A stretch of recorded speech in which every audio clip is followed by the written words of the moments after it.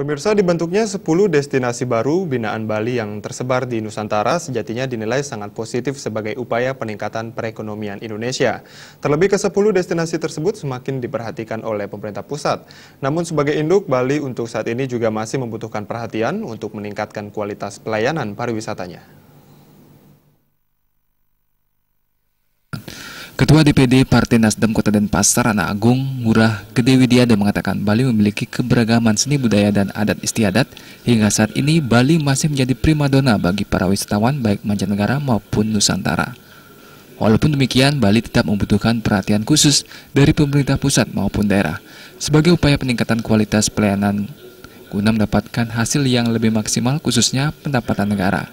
Pemerintah kini telah membentuk 10 destinasi baru yang notabene sangat membutuhkan pembinaan dan perhatian yang lebih besar sehingga Bali dituntut mampu menjadi pendistribusian wisatawan bagi ke-10 destinasi tersebut.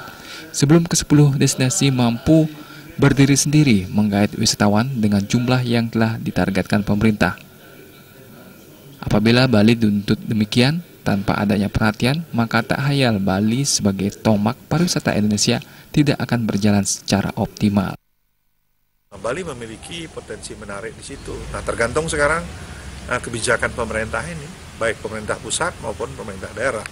Dalam kemajuan yang telah terjadi tentu sangat berbeda kebutuhan Bali daripada Labuan Bajo. Kalau Labuan Bajo mendapatkan perhatian dari pemerintah, sedangkan Bali yang diharapkan mampu menarik 10 besar ini tidak mendapatkan perhatian budgeting, ya tentu ini ya tidak fair juga karena Bali butuh security yang bersaraf internasional, infrastruktur yang lebih baik, dan banyak hal-hal lain yang perlu mendapat perhatian sehingga Bali ini dari aspek kenyamanan, kebersihan dan lain sebagainya perlu mendapat perhatian pemerintah pusat. Ya bagaimanapun kalau kita contohkan salah satu sekarang yang sangat mengganggu